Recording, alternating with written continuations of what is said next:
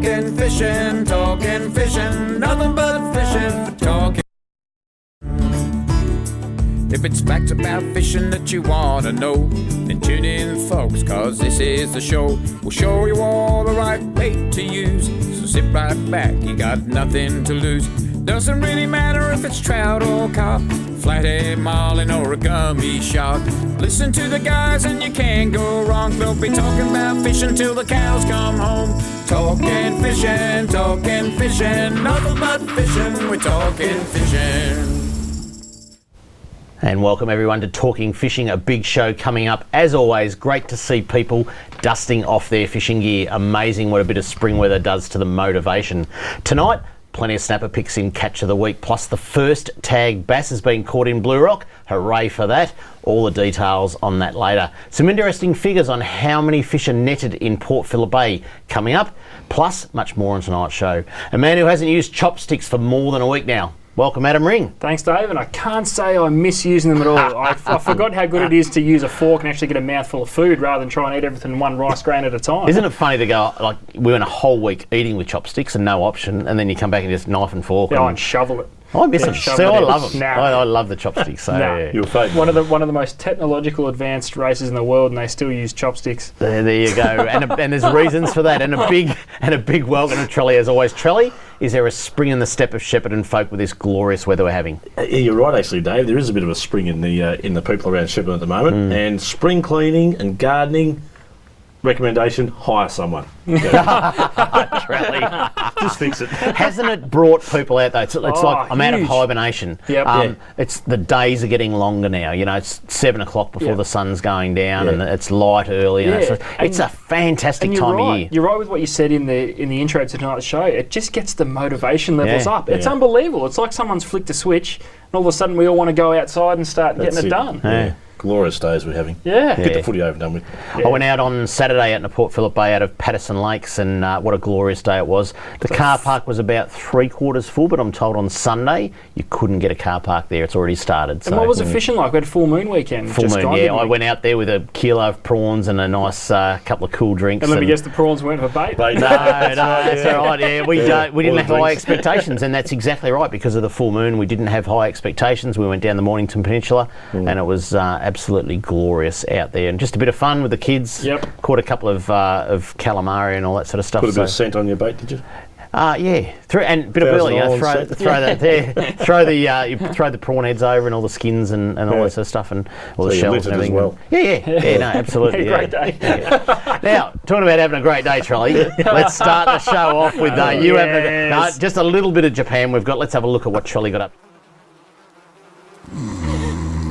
Now, Charlie, that is you. That is not something we've got off Google or search or whatever. That is you on a park bench at a Japanese castle, wasn't it? I know. Yeah. I was paying homage to the 400-year-old castle. I was praying, actually. That park bench was, in fact, there was a sign on the end, any sleeping on park benches in Japan is a $4,000. I never told the people at home that morning. Yeah. I walked out of the hotel and you were there in the foyer, and I said, let's go for a bit of a walk. It was about clothes on. Yeah, you had your clothes on. On his way back. On his way home. It's 6:30 in the morning. We get to the pedestrian crossing. There's no one in the streets. There's about 4 or 5 people in the streets. And the red man was showing, right? And I wouldn't cross on a red man.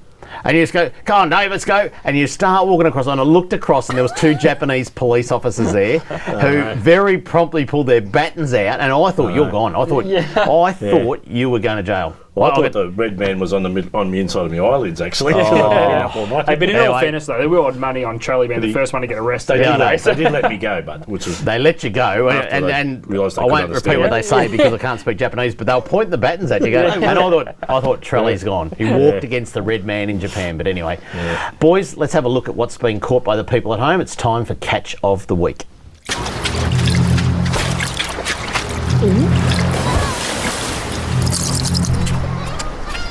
Catch of the Week, when you get to see yourself on TV.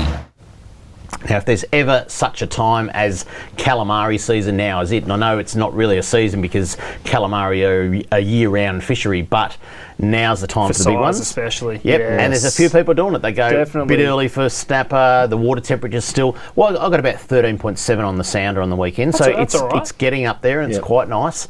Not quite swimming weather yet. Although I did see someone on my scallop spot. You know, Oh, you might have to Getting some you early might have to- season. You might have to suck it up and get in the I water, have to wear Dave. a tank top under the wetsuit, I tell you. But let's start off with some nice calamari picks. And the first one is Karen Mann. She sent us this beautiful photo of a nice calamari caught in Western Port. And that's a good eating size. That's just Oh, yeah, absolutely definitely. perfect, that one. Well done, Karen. awesome. Very, very nice fish. The next one, Jade Steelo, was another very, very lovely calamari Oh, look caught at in the eastern entrance. So it must be around that sort of rill side, maybe. Yeah, or I reckon that would have been a rare.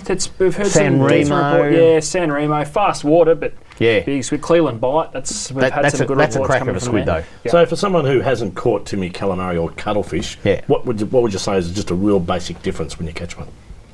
What, between what? But you have to look at them, just pick one up. Calamari and cuttlefish? Yeah. Cuttlefish looks like something they're about to find on Mars. When Alien. they've discovered water, Yeah. they'll find this prehistoric animal that looks like a big Yeah. beast. And they'll go- A cuttlefish looks like a lump of seaweed coming up, and it's the ugliest thing you've ever seen. Oh, okay, and yeah. it's the best there tasting you go. thing you've Yeah, ever seen. best So, bait too. we'll have to get some photos, Charlie, and put them up. But very, very different. And people think a cuttlefish is the white bone that you find on the ocean beach and give Yeah. to your parrots at home. Yeah. That's just the backbone Yeah. of it. So, but it's actually like it's a cephalopod or whatever they They're call a them. And funky creature. They are They're great. gnarly as. Good photo and one. great Yeah, they're eating. awesome. Yeah, absolutely. Let's keep going. Another nice calamari came from down at Rye, Lachlan Henstock. That's a cracker of a. Oh, it is, isn't it? Yeah, Lockie's got a nice one, nice calm. I think that was Sunday morning because you can see by the fog, very, very foggy on Sunday morning. Plenty of people out. To give you an idea on the size, I know we haven't got much time Yeah. and we can't put every report up, but I've seen 6 calamari caught by the Yeah. same person off the rocks at Mornington just near the pier. Yeah. And we've weighed them. Yeah. They've all been just a tad under a kilo. Wow. That's huge from For what you normally see land-based. around the Mornington pier. Yeah. It's huge. There's There's plenty a lot there. of calamari. There's plenty there. And like Adam, you just said, we can't put everything. I mean, there was 178 kilo bluefin tuna caught off Port Mac this week. Yep. We've had an Australian record. 7.5 kilo snapper off Mornington Yep. pier. Yep. And And we just Great can't fit it in. effort. With There's great been effort, some but there's fantastic snapper, and I'll tell you what, we'll kick off with this one. Young this Mitchell Corchi, I think you say it. This is caught land-based at Newport, and 8 kilos. And of isn't that a massive looking snapper? Yeah, and a fresh looking snapper. Have a look Yeah. at that. That is fresh. Now, I spoke to Caesar down at Tackle World Laverton today, Trelly, Yep.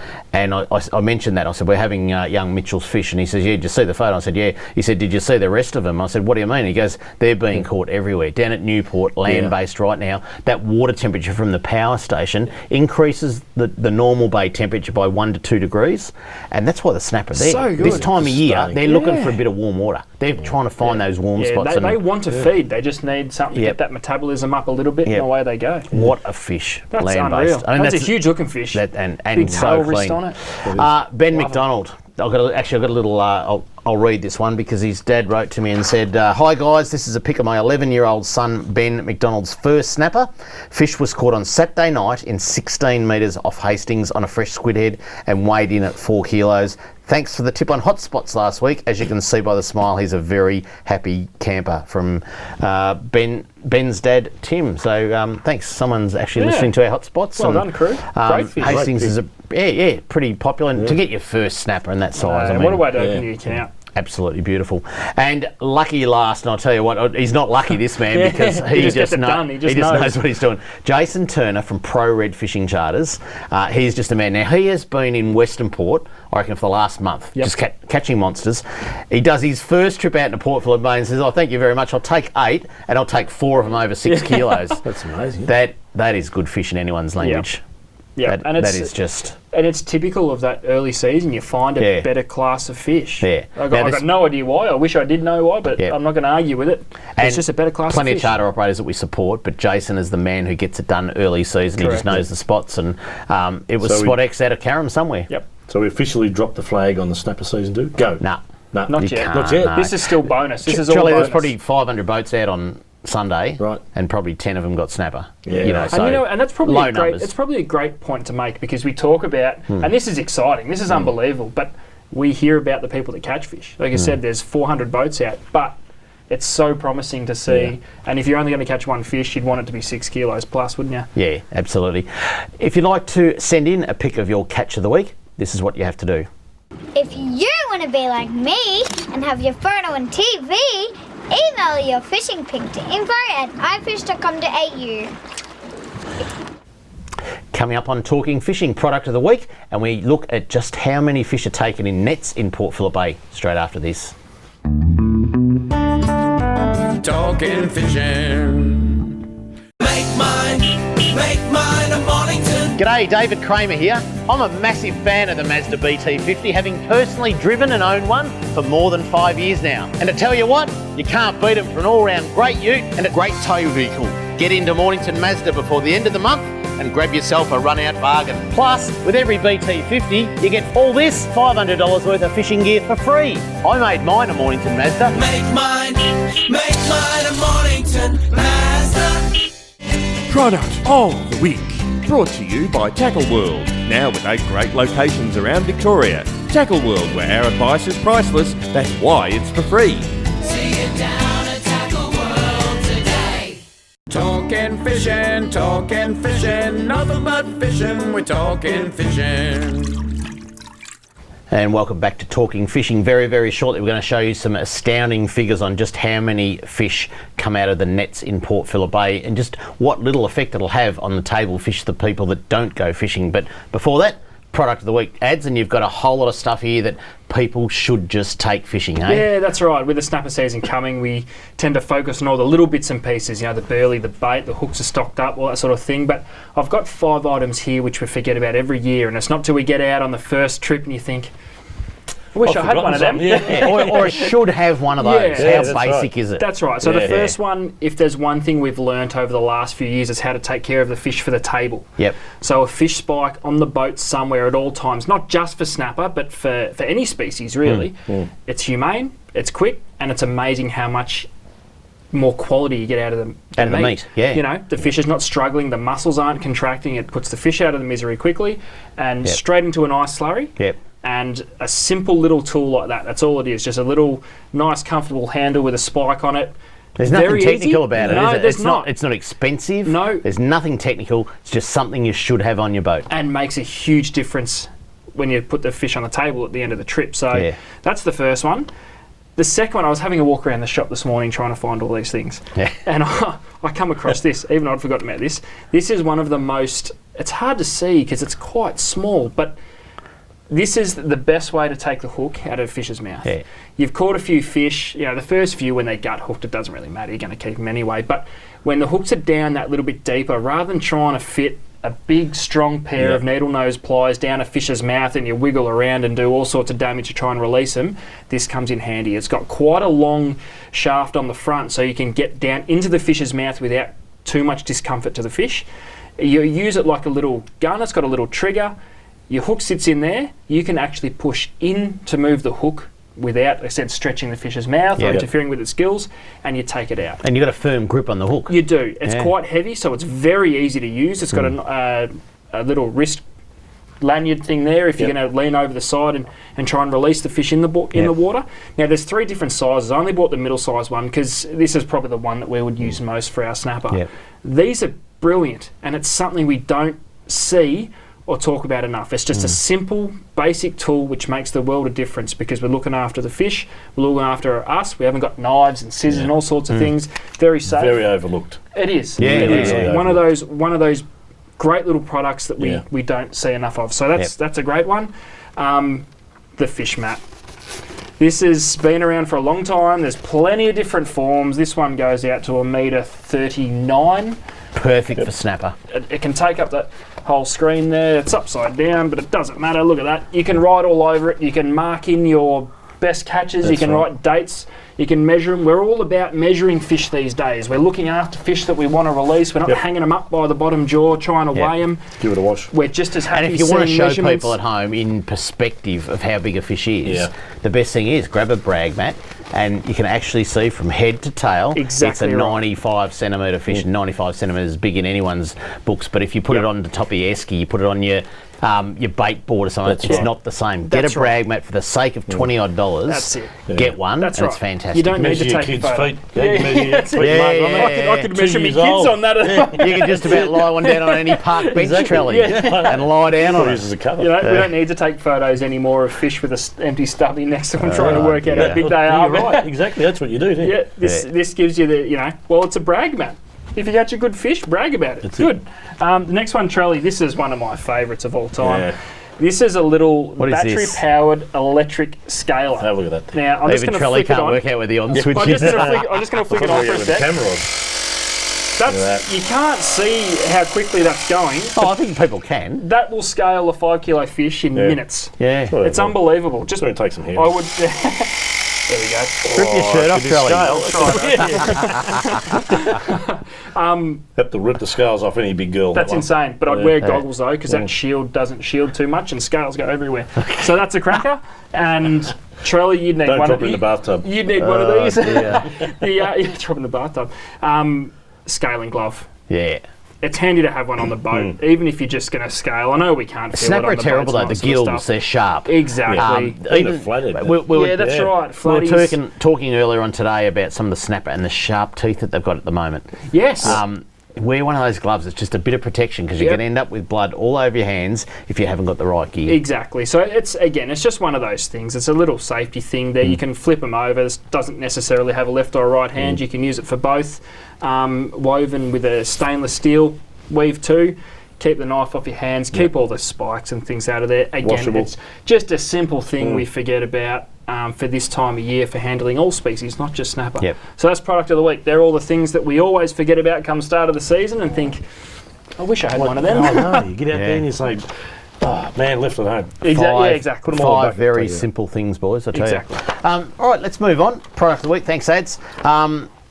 So I did a bit of digging for a bit of information, and this information we're about to present now is all from the Commonwealth Government statistics, and it's just a little bit about what fish come out of Port Phillip Bay, percentage-wise, numbers-wise, and all that sort of thing. And the netting ban's about to happen. Yep. There is a political campaign by the netters right now trying to overturn the ban, and it's just not going to work. I mean, I've got to say one thing about the Andrews government is that they are delivering on every promise, and in a few weeks' time we're going to try and either get the Premier or the Minister in here, and we're going to do a score on them 1 year on from the election, what they promised and how they're travelling. We'll get them in here, we'll do a score on them, but they are delivering on this netting ban. I know a lot of people are getting impatient because they're seeing the netters work hard and they're saying, come on, get on with it, get on with it. It is happening. It's a slow process. It's a very, very complicated process. But let's put things in perspective. The first graph, you're going to have a look at it now. It's where does the squid and calamari sold in Australia come from? Imported, 84% of the squid, which is probably more arrowhead that you see, and what you're eating in the pubs and that. Don't think it's out of Port Phillip Bay. It's imported. Around Australia, another 15.7%, and out of Port Phillip Bay, from the calamari and squid that you eat, 0.17% of it comes out of Port Phillip Bay. It is not going to make a difference banning netting in Port Phillip Bay to the amount of calamari you get on the table at your Because pubs or your restaurants. that was one of the arguments against, wasn't it, that we would be missing out on fresh local produce. Well, we're not really. Yeah, Not at all. that's right. Oh, there's a massive campaign. There's petitions online and all that sort of stuff saying you will not be able to get a fish in a Victorian restaurant. You'll be not able. You're not going to be able to get any sort of fish that's locally caught. Anyway, Well, here's wrong. the proof. You're not getting it now. You're not getting it now. Yeah. Exactly. Let's have a look at the that's next right. one. Where does Australia's wild caught flathead come from? Well, Australian waters other than Port Phillip Bay, 98.9%, which is great because we're still going to get Australian flathead. A lot of it comes from the trawlers out in Bass Strait, but many areas around Australia are producing commercially flathead. And Port Phillip Bay, 1.1% of the flathead that you get in your shops, your markets, your restaurants, 1.1% of it comes from Port Phillip Bay. It is not going to make a difference. No. It really isn't. Next graph we've got is the local table fish supplied in southeastern Australia. The total catch is 64,743 tonnes. And what comes out of Port Phillip Bay? Port Phillip Bay netting makes up just 0.5% of the southeastern Australia's table fish production. So you've got a whole lot of different areas where they come from, including longlining, which is going to continue. You've got the southeast troll, 21%, the southern shark net and line, 5%. Majority of it is finfish aquaculture. So you've got kingfish farms, you've got tuna farms, you've got all that sort of stuff, other type farms where they farm fish. And if you think you're eating wild barramundi when you go to the pub on Saturday night, anywhere in Melbourne after the grand final, celebrating the Hawks win, and you go, I'm going to have a good old Aussie barramundi and chips. That barramundi is not caught wild from Queensland or the Northern Territory. It's grown in a farm in either Geelong or Werribee, trust me. So people, again, if they think they're not going to be able to get their fish because it's going to be banned netting in Port Phillip Bay, 0.5% of it comes from Port Phillip Bay. Seriously, that's what comes out of there. And lucky last, another graph. Where does Australia's whiting catch come from? Because whiting is a very important species. People still want to get it. Again, Australian waters other than Port Phillip Bay, 97% of it comes from outside of Port Phillip Bay. Port Phillip Bay contributes 3%. Yep, we're going to lose 3% of the whiting available. But I tell you what, that is not going to make a difference. I'm sorry. It's and a couple of those species are exactly what we're talking about. We're talking about the habitat and the method of of netting that they use that destroy the habitat with a couple of those species. So we really aren't going to miss out on too much, but we're going to gain a lot. Yeah, that's right. Now, it'll be interesting to see. I mean, netters supposedly have got 8 years to get out of the industry, and I'm not sure how many will get out quick and how many will wait long, but we're hoping that they get out quite quick. There's a couple of other netting industries that contribute a lot of fish to the catch out of Port Phillip Bay, which is the sardines and anchovies, or pilchards if you like. Now, whether those guys stay in for the 8 years and supply, I mean, there's quite a big market for that fish, including bait. But there's every chance that might stay around for 8 years, and that's a lot of the fish that do come out of Port Phillip Bay as a percentage of it. So the whiting, the calamari, the flathead, they're the main species that we're saying enough's enough. It's damaging recreational fishing and the opportunities for people to go recreational fishing. And only in today's Herald Sun, you just had to read that too many kids are sitting in front of electronic gadgets. They've got to get outdoors, and fishing is one of the greatest activities outdoors. We're seeing kids go fishing all the time, and we've just got to do everything that we can in our lifetime to make sure kids have got great opportunities to go outdoors and enjoy some fun. And hunting's probably another one, Trelly. I mean, I don't know, how's kids in hunting? Are kids being introduced into hunting? Yeah, exactly. And I think things have really, really changed recently, in recent years. I think it's fashionable to fish and hunt. It's definitely fashionable to fish and hunt nowadays. Rather than sit in front of a TV, exactly what you're saying. And we can only fish and hunt if we've got the habitat that will support that type of thing. And these are the bread and butter species that we're talking about. These are the things we want the kids to be catching. There's nothing better, there's no greater feeling than zipping down the pier and catching a few fish, and you take them home and you cook them up for mum, and it's awesome. And unfortunately, the way it is, the population's so big, recreational fishing is so big, that netting in bays and estuaries, we're happy with commercial fishing outside in the ocean, but not in bays and estuaries. So just quickly before the break, I just want to mention something just to change the subject. Mates Day on the Bay is on in 2.5 weeks' time, Sunday 18th of October 2015. We need you and your boat. We need some more boats. They need to be a minimum 5.5 metres. If you have a boat and you're interested in coming along to Mates Day on the Bay, where we take out around about 200 people with disabilities on about 70 boats, I need those 70 boats. If you could please contact Lynette Hogan. All the details are there, and we'll throw that up on Facebook tomorrow if you want to check out our Facebook page. But please, if you have a 5.5 metre boat and you want to come along to Mates Day, it's an absolutely fantastic day. Coming up on Talking Fishing, fisheries news, including pics of the first tag bass caught in Blue Rock Lake, right after this. Talking fishing.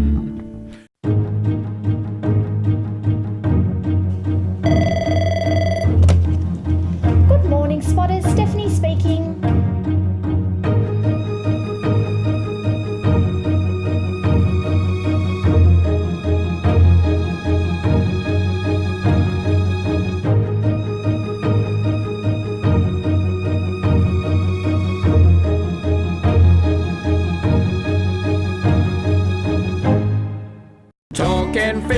Talking fishing, nothing but fishing, we're talking fishing.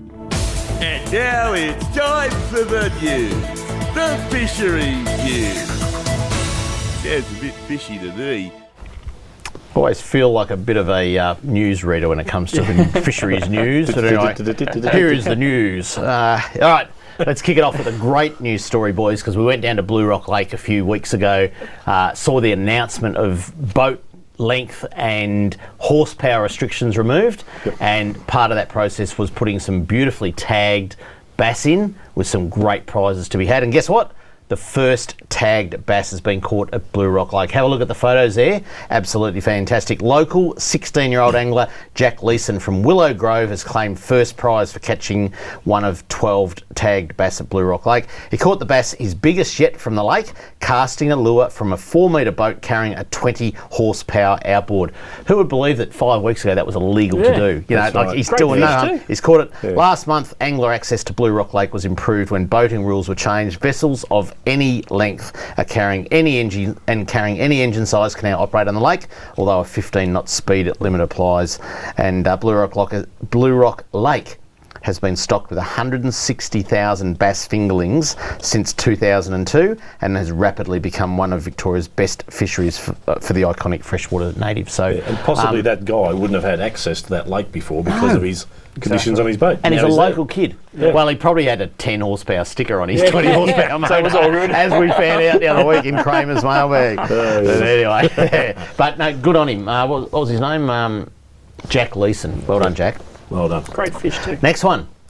Wild Trout Conference approaching fast. Recreational anglers wanting to learn more about Victoria's stream trout populations are being reminded to register for the free Wild Trout Conference to be held in Mansfield on Saturday, 21st of November. Fisheries Victoria Executive Director Travis Dowling said that seats were still available for the one-day conference, which would assemble fisheries scientists and anglers to share the findings of research conducted on wild trout populations in rivers over the last 12 months.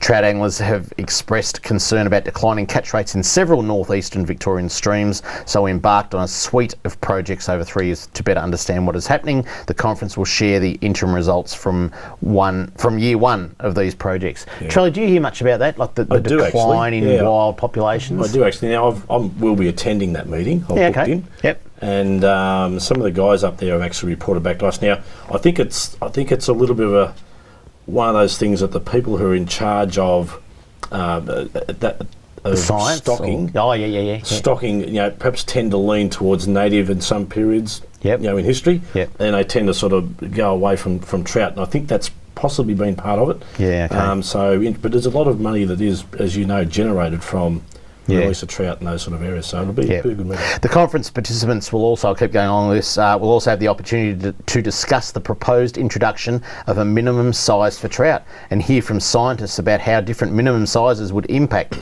trout stocks and harvest opportunities. So all that will come at the conference. If you want to be part of it, I think we've got a slide with all the details of how to register. I'm throwing paper everywhere. There you go, Talk Wild Trout Conference 2015. Basically, registrations close on 6th of November 2015. Go to vic.gov.au/talk wild trout. A great thing if you can get along to it, Trelly, and people can come along and meet you and have a chat too. So absolutely. The next one, not so great news, and I tell you what, it's not always good news when it comes to fishing. Unfortunately, on the weekend, a fishing tragedy. A man has died after falling overboard in a boating accident on Western Port, southeast of Melbourne. The 53-year-old's fishing partner is in hospital, suffering from hypothermia after jumping into the water to save him. And a very, very unfortunate thing. And at the moment, people are night fishing for snapper because water's still very cold. Snapper are finicky. They tend to bite more at night, and yes, it's the right time to fish, but and perfectly calm conditions. Unfortunately, one of the gentlemen fell in and lost his life. The other one went in and could have quite easily lost his life as well. And to be they're looking at that photo. Is there a ladder on the back of that boat or not? I can't quite see really clear, but I suppose having a ladder on your boat that's permanently mounted on the back of your boat would probably be a good to get back Good in thing there. to hang on and get back in. You say. No fish is worth a life. No. And this media story went on to say the pair drifted from their boat before eventually being found by a passing vessel between French Island and Turidan about 3:20 a.m. I mean, most people are tucked up in bed. That's a terrible thought to have that. Mr. West from the Coast Guard, Jeremy West, said fishermen should always set off a distress beacon when they get into trouble. So even if it took 5 to 10 seconds, throw a life jacket at your mate, set off a flare, because it's going to give you a bit of light, but it's also going to, any boats around it are going to come over and help you. Try other means to help someone who has fallen into the water, whether it is to throw them a life ring or some other flotation device. But I know it's hard. When an accident happens in a boat, it's the worst thing because it's not like a car where you can just step out on the road and go to a safe. You're on water. You can't tread water. It's just, especially Western Port where the tide is ripping. And I know in this instance we didn't have big tides on that day, but they were still a long way away from their own boat when they got picked up. Can you imagine that was king tides, mid tide? They could end up anywhere. Boys, I just want to share one last thing, and I don't know if you call this news or not, but I was down at Point Nepean on the weekend, and I'd like it if someone at home could tell me, has the marine parks, since they were introduced, it must be 10, 12 years ago now, I think, since the marine parks were introduced into Port Phillip Bay, have the boundaries moved? Because every time I go down to Point Nepean, it looks like there's more and more buoys there. And this is just past Portsea, like not far after Portsea Pier. I come across this buoy and I thought, have they moved the marine park boundaries again? I go over it, it's a dolphin sanctuary. In fact, I'm going to call this segment, it's news to me, a dolphin sanctuary. I mean, the dolphins can't even read. When did a dolphin sanctuary get introduced into Port Phillip Bay, where you can only do 5 knots? Perhaps they can. And does that mean the dolphins got to do 5 knots around us? Because what I can't understand here, right, is there's a dolphin sanctuary off Point Nepean that goes out about 200 metres from the beach. Now, I see dolphins every time I'm down the peninsula. They're around Rye, they're around Sorrento, they're around Blairgowrie. Should we be telling them to go back into their sanctuary? Should we be drawing a dotted line saying you're only allowed in there? We were discussing this before. They love to get in your wake, don't they? They love to play around. They love to play around your boat. I mean, they come to you. That's right, Charlie. And you know what? There's rules around when you spot a dolphin. There's rules around how close you can get to them, what behaviours you've got. I don't get why now there's a dolphin sanctuary that. And where does that pop up in water management? Can someone consultation? I've got the photo. Well, where's the consultation? Who even knew about it? Can someone tell me at home? I'd love to get some mail on it. Kramer@ifish.com.au. How long's it been around? What are the rules? Are you allowed to fish in a dolphin sanctuary? Yeah, it's an interesting question. I've got no idea. I tell you what. What's the size limit on a dolphin? Well, they're all right, steam trolley, but we're not going to go into the recipes right now. Up next, Kramer's mailbag and plenty more coming up on Talking Fishing. Talking fishing. We know what you'd rather be doing. We know what you've really got in mind. We know you'd rather be out fishing. And today's the day you're gonna wet a line. 'Cause every day's a good day. Stop wishing. Every day's a chance to drift away. Drift away. Every day's a good day for fishing. See you down at Tackle World today. Talking fishing, nothing but fishing. We're talking fishing.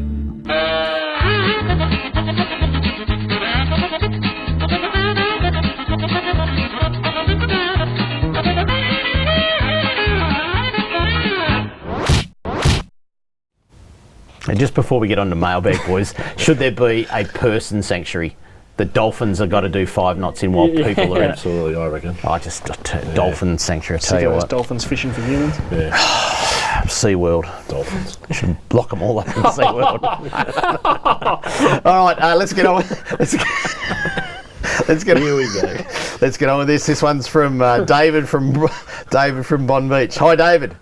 Took your advice last Friday about rising barometers. Also, my local tackle shop about going to 18 metres off Morty Alec for a fish or two.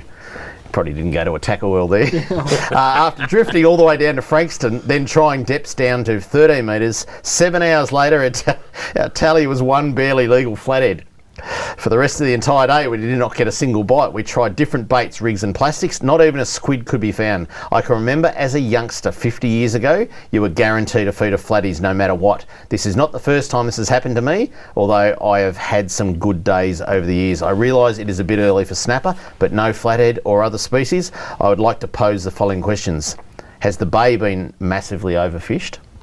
Are the heads still being netted? Am I the only mug failing to catch fish? No, Trelly couldn't either. And should I... You went to Eildon with Mary, didn't you? I did, What'd you yes. catch? Nothing. Nothing, yeah. And should I invest in a set of lawn bowls? I'll tell you what, there's a very lovely bowling club down there at Bond Beach, I think, where they made that film with, what's his name? I don't know. You know, the bloke. Anyway, what, Craig? Yeah. Crackerjack, sorry, Craig's in my ear. Sorry, Richie Minnow's in my ear. Crackerjack down at Mick Malloy, that's the one. Yeah. So anyway, geez, the people in my ear are so good. What's his name again? David from Bond Beach. David from Bond Beach. Yeah. I'm at, Should he take up lawn bowls? That's the question. No, don't take up lawn bowls. Yeah. I'm at Tackle World Mornington 5 days a week from Tuesday to Saturday. Yeah. Come and see me. I'll see if I can help you out. Because just by listening to that few bits and pieces. No, he just needs a few other tips. There's a couple of things we can do to help. Yeah. Yeah. It is early. The other don't thing get is, discouraged. And the flathead thing's been an issue for a long time. Now we've got Paul Hamer, the fisheries scientist, who is the world's best snapper scientist, coming up the week after the Melbourne Cup. So the Tuesday after the Melbourne Cup, we've got Paul on the couch for the whole hour, but he's not going to just touch on snapper. He's going to talk about whiting and where the whiting fishery is at, but he's also going to talk about the problems with sand flathead in Port Phillip Bay, because yes, they have demised and there's some problems there, but Paul is going to talk about that the week after the Melbourne Cup. David, please be watching. But seriously, David, come down and see Adam at Tackle World Mornington. Right, next one is from Peter. Hello, Dave. Would just like to bring to the show's attention of the disgraceful condition the boat ramp at Point Richards at Port Arlington is in. After every blow, the boat ramp fills up with seaweed and only one of the 4 ramps are able to be used.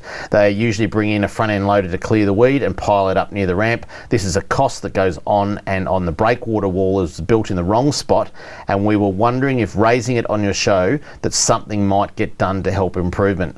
Many boaters use this ramp every year, but it is becoming harder to use because of the state of the ramp.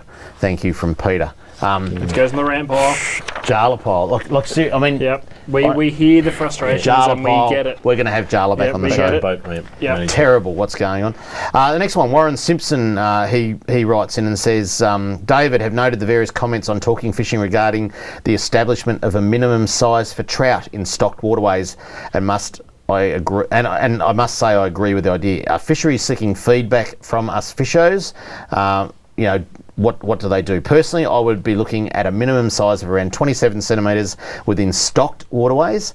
This roughly equals the single serve restaurant size, which is typically 250 grams. Done his homework here. Size limit to apply to all stocked waterways to an easily recognised mark above the stocking zone.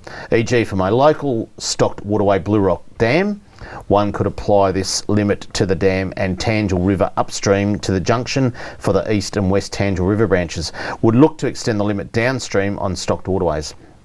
Understand the concerns of those who fish the upper reaches of rivers on camping trips and want to feed a fish, but do you get much flesh of a fish under 20 centimetres? We'll leave this area for others to comment on. So fair enough. Point. And I think there will be a time when they call for some public consultation on it, and it's not quite yet, but I think after that trout conference there'll probably be something put out publicly, and everyone will have their say. And we keep saying it's not going to be an easy thing to solve this. It really isn't. So it would be really interesting to see the outcome. Yeah. All right, next one. This one comes from Shay. Shay writes, "Hi Kramer and the boys. Love your show. Watch it every week, and thank you for all the tips. I met you at the boat show. My question is, why isn't there a minimum legal size for sand crabs? The reason I ask is because 2 weeks ago I went to Barwon Heads River over the bridge. I went for a walk on the bridge about 10:30 at night. Nobody was fishing and the tide was low. So I returned to the caravan park. Later that night, around 12:30, I thought to go back to the bridge and see how the tide was. To my surprise, there were a lot of people from another country with their that's what it says, right? with with their families with heaps of crab nets over the bridge in the water. They all had 20-litre buckets. I looked in their buckets and saw sand crabs of all sizes. They kept all small sizes, smallest as the size of a 50-cent coin. Wow. Didn't throw any back, nor did they check for females. I asked them why they're keeping so many small ones. I got a smart reply back that there is no legal minimum size for sand crabs. Can something be done about this, or else the people from another country will clean all the sand crabs out of the Barwon River? They come around midnight so nobody sees how many crabs they're catching. Good point. It Great really point. is. Is there... I thought there'd be a minimum size on crabs. No, not the sand crabs. There's a bag limit. Yeah. I'm sure there's a bag limit. Yeah. Which is obviously truckloads. Yeah. And again, it's very often this is driven by a budget that fishers have got with the guys going out. So sometimes they don't allow it in their budget to go out and sort of do this type of thing at night time because they'll be paid extra. Yeah. So, but you see that we hear it with pippies, we hear it with crabs right. tonight. We hear that a lot with these type of things, and it really is a... Yeah, and we're not trying to be rude. We're not. It's just the point is made, and I think it's 100% right. Yeah. What are you going to do Something's with gotta a be crab? done. What are you going to do with a crab the size of a 10-cent? We've got a fisheries officer on here leading into December. Let's There we leave go. that one for him. Chicken necks are $2.99. If you'd like to write to me or these blokes, this is what you do. Send your mail to Kramer's Mailbag, PO Box 734, Patterson Lakes, Victoria 3197, or email kramer@ifish.com.au. Now, don't forget you can keep up to date with all the info from tonight on our Facebook page with Catch of the Week, hotspots and much more. Don't forget to like our page, and if you want to see a repeat of the show or want to send a copy to a friend, subscribe to our YouTube channel. If you know someone who you think would like to watch the show, tell them we now stream live on the internet. Yep, right now, streaming live on the internet. No excuses not to watch us. You'll find the correct links to Facebook, YouTube and live streaming on our website, talkingfishing.com.au. And boys, there's no excuse for anyone, even up in Shepparton, Trelly, people watch it. They're watching up in Albury. They're all over the place because you can see it up on the internet. It's just as easy like that. Live. Coming up, this week's hotspots and what's coming up on C31 Fishing. Be back shortly on Talking Fishing. Talking fishing. G'day, Callan here from Paul Worson's Tackle World Cranbourne. Supercharged batteries have been supplying maintenance-free marine batteries since 2001. The Seamaster Gold range is second to none, delivering superior starting power and reserve capacity. No need to top up with water, truly a fit and forget battery. With up to 2 years replacement warranty, you know you have quality. Your battery is your lifeline. Without it, you're dead in the water because it's bloody hard to push start. I've got a Seamaster battery in my boat. Make yours a Seamaster Gold today.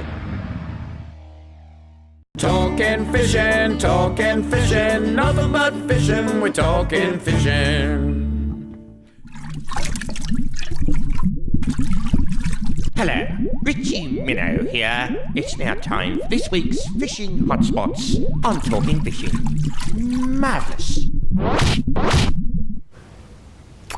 And Richie Minnow's just reported in that his best friend Donald the Dolphin says just leave the dolphin sanctuaries alone. I know. Donald the Dolphin, I tell you what. Anyway, let's have a look at some of the hotspots for this week because it is going to be a cracker week. I think the grand final is on Saturday. Well, I know the grand final's on Saturday. I think it's going to be about 28 degrees, 30 on Sunday, 32 on Monday is the forecast. So we've got some cracker weather coming up. And the first hotspot is approximately 15 nautical miles to the north of a dolphin sanctuary, and it's called Clifton Springs. And boys, we're talking about Clifton Springs today with some of your staff down at Tackle World Geelong, Trelly, and they said just out where the channels meet or something. Yeah, the turn. That's it, the turn. That's it. About 13 metres of water, the snapper 10 are doing 10 to 13. I think that the channel itself is your shipping channel, so... Oh, and you're allowed to fish. Yeah, so don't get 13 too metres, close. you're anchoring up on about the 10 metres, casting back into 13 metres just with...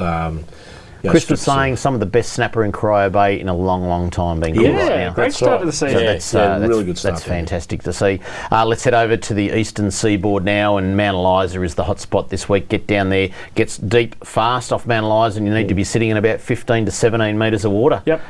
They're still saying, out I wide. was speaking to someone in the shop today that said that go to your marks, there is snapper piled up everywhere on them. The key is get there right on first light. That's when they're going at the moment, and tide change will help, but you've got to be there on first light. So that's it. And don't be disheartened if you don't. No. It is early. There's plenty of fish there, but they'll be a bit scratchy, but the size is there definitely. The next one is approximately 45 nautical miles and in a different bay to the dolphin sanctuary, Hastings. You reckon I've got to be in a bonnet? Be in a bonnet about dolphin sanctuaries? Are you making these distances up? There's probably a penguin sanctuary near this one. In Hastings. Hastings is a hot spot. Just look out for if there's any dolphins you see off Hastings, tell them to get back into Port Phillip Bay, into their sanctuary. They shouldn't be in Westerport. They should be in their sanctuary or lock them up in the sewer. But anyway, Hastings is a hot spot and it will continue to be a really good place for the snapper in the next few weeks. And the other one, Silverleaves. Yeah, this is a we good very one. rarely This talk is a about good one. Silverleaves, but just to the right-hand side of Cows, heading down towards San Remo there is a lovely little place where just a cow mooing in my ear just then. But lovely place to get a snapper this time of year. And we've had the northern end up round Joe's Fire. We've had Coronella go. Silverleaves will be next. Silverleaves will be the one. So if you love your trout fishing, there's a beautiful river that's a very, very long river. It heads up from the northeast and runs all the way down through Omeo, almost heading down towards Lake's entrance direction. And it is called the Mitta River. It's producing some absolutely beautiful trout at the moment. That fish is really good this time of year, and you'll find that comes out of Dartmouth and flows into the top of the Hume River, so it goes for a long, long way. You've got a lot of snowfall, snowmelt, cold water, and the trout love it. It's one of those rivers that is just truly a lovely wild trout stream. Yeah, and it offers great opportunities for like fly fishermen, that's lure right. fishermen, and bait fishermen. So this time of year up there is just, as we've seen the good weather, it's magnificent. That area through there is really, really pretty. So many people are dusting off their snapper gear and just itching to get the big red, the iconic species in Port Phillip Bay, but they just can't put their Tiagras away at the moment, can they? The Portland tuna, the Port Mac, the Apollo Bay, it's still all going, but Portland is definitely the hot spot. And you get down there, the barrel tunas are still going. And with 178 kilo, the biggest caught on rod and reel in Australia, there's some big ones still to come past Portland. Will we see at the 200 kegger, you reckon? It's only a matter of time. It's only a matter of time. The guys that were fishing around that 178, I know Tam was one of them, said he dropped a stonker. That took a lot of line off a Tiagra 80, so fishing 37 kilo outfits. Best thing is fish big now. Like, don't go down there and risk it, because there is some very, very big fish down there. So head down to Portland, some great fishing, boys. Burnt into the TV, isn't it, that spot? No, it won't go away. The map, it's just normally we've stopped talking about Yeah. Portland months ago, but phenomenal. Yeah. I know Sharky was pretty dark, and he does the right thing by his customers always. He's had to come back Friday's a public holiday. He's had to drive his boat by water, because it's too big for trail, from Portland to Patterson Lakes to do a snapper charter on Friday. Last week he was catching barrels by the handful. 100 kilo tuna biting. How's that? But anyway, so hope the snapper on the weekend, Sharky. Boys, let's have a look at what's coming up on Channel 31. I know the footy's on this weekend, but you've got Catch and Cook on straight after us. Check it out, it's a great show. Wednesday morning, which is tomorrow morning, 6:30 on the fly, and also Thursday night at 9:30 on the fly. Friday morning, you've got a couple of shows there. Then Saturday, the big extravaganza. Now, I know the AFL's on and people are going to watch it, but if you want a bit of a fishing fix before the AFL comes on, look at that. 10:30 right through to 1 o'clock is there. There's fishing, and then after the big game, after the presentation, 6 o'clock, you've got another 2.5 hours of fishing. So that's what's coming up on C31. Boys, no, seriously, this dolphin sanctuary. Should there be a way that the government, and I don't look, they might have been there for 3 years, 4 years, I don't know. All I saw is these yellow boys. They just keep getting added to every year. And I thought I'd finally go over and have a look at these boys. And should there be a better way to communicate with anglers and boaters about these sort of things that just pop up and you go, it's news to me? There's no consultation here that I've seen and you've seen. It's obviously news to you. And then you'll find that the management of a certain area changes, and you find we're out. And it's like, well, where does this come from? Where did that come from? The only thing I don't understand about the whole thing is why is it necessary? And please, someone let me know. I'd love to know the real reason why, but why is it necessary? What makes that part of the bay right there and need for us to slow down to 5 knots for dolphins, where no matter where you go in any part of the bay, the dolphins are at the back of the boat anyway. And that's exactly right. So why do you have to go 5 knots in that area for dolphins, and yet I see the dolphins more than likely off Blairgowrie and Sereno, and I can do 50 knots right well, not right next to them. How many been hit by boats? Well, if it is an area which, I don't know, they take their pups or whatever you call the little ones in there to muck around and do their thing, then fine, I get it. But we don't know. Like, why that part of the bay? I fish down there a fair bit, ads, and they're not there. They're not always in. They're not. In fact, they're rarely in there. They go wherever they want. Yeah. It's an interesting one. I just love to know why it is like that. Nanny state. It does. It smells of nanny state. Yeah. Anyway, I just rules. I might put a buoy outside Dave's caravan park. Whiting sanctuary. No dolphins allowed. Yeah. Leave the King George whiting alone, I tell you. Charlie, let's talk about something that in your neck of the woods, yellow belly. They're starting to turn on, and I think this time of year, particularly October, you see a lot more people starting to target yellow belly. What's the technique for these early season fish, and is there a water temperature trigger that gets them going, or what is it? Yeah, that's we were up at Eildon on the weekend, as you said. It was 16 degrees up there, so it's still water temperature cool. Yeah. Well, that's pretty good. But we were at Bonnie Doon Arm, where it meets the main arm. But most of our reports, because cod's off season, most of our reports are coming in on yellow belly. Yep. You know, when you go swimming and you let your legs dangle in the bottom, you know, and it's all cold down there and it's warm up here. Yeah. That's what's going to happen for the next month or two. Yep. And what happens is your bait will get up. So don't be scared to fish shallow. Don't be scared to fish a big bunch of worms on a small hook, as small as amount of weight you can get away with, and leave, say, a metre between your weight and your big bunch of worms.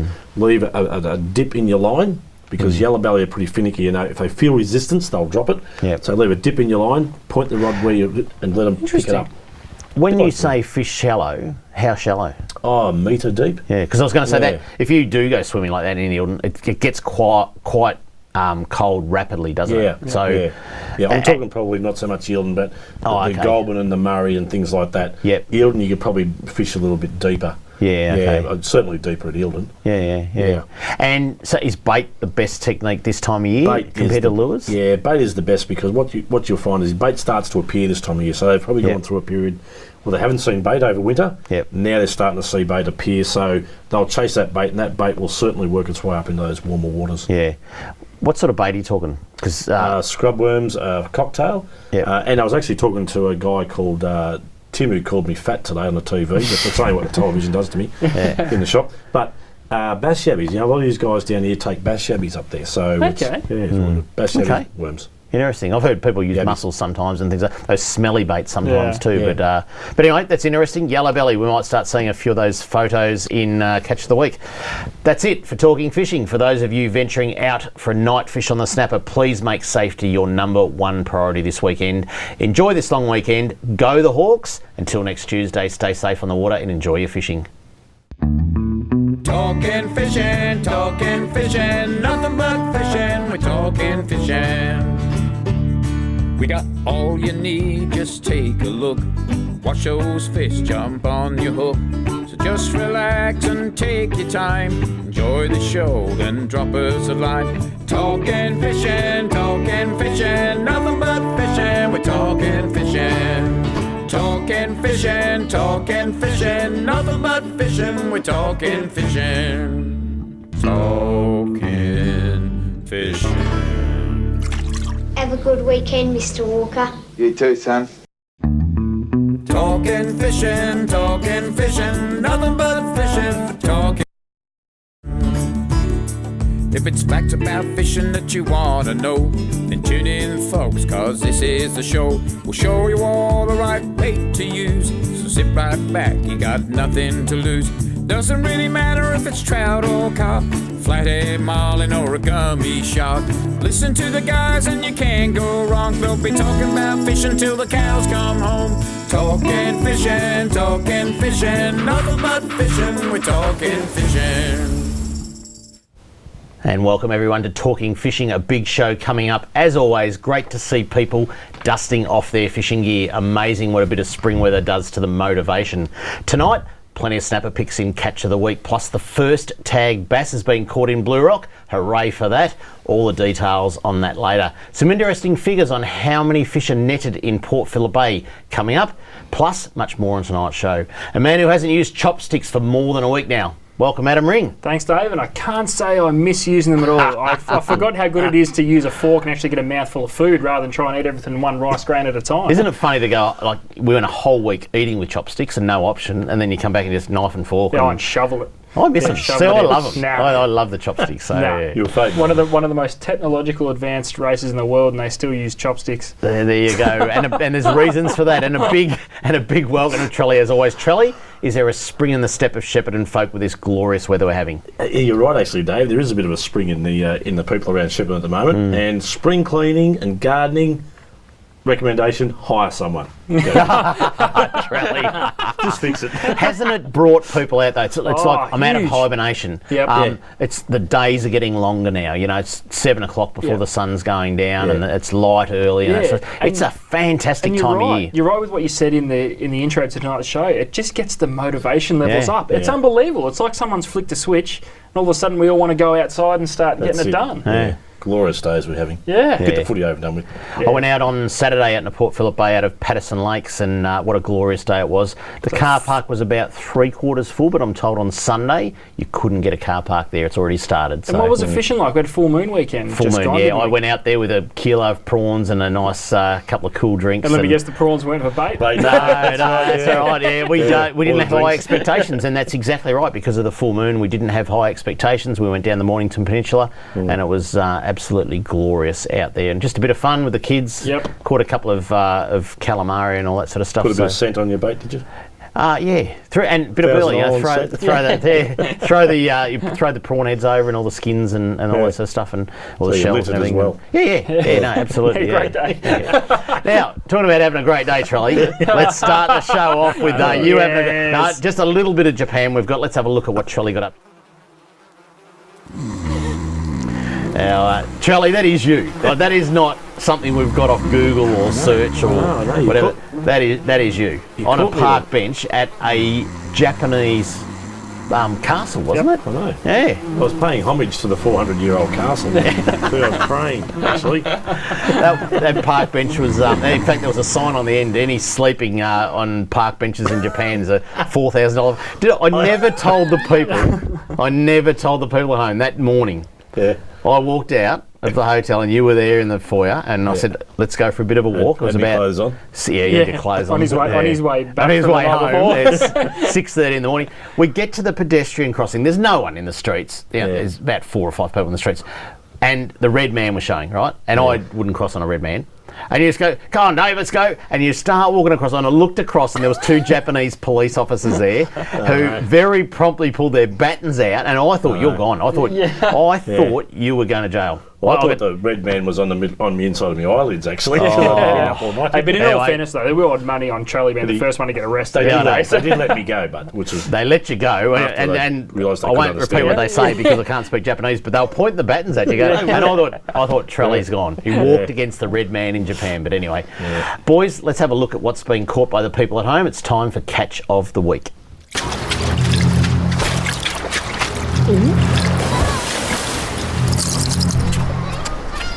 Catch of the Week. When you get to see yourself on TV. Now, if there's ever such a time as calamari season, now is it. And I know it's not really a season because calamari are a year-round fishery, but now's the time for the big size ones. especially. Yep, Yes. and there's a few people doing it. They go Definitely. a bit early for snapper. The water temperature's still. Well, I got about 13.7 on the sounder on the weekend, so That's all right. it's getting up there and it's quite nice. Not quite swimming weather yet, although I did see someone on my scallop spot. You know, You might have to Getting some you might early have to- season. You might have to suck it up and get in the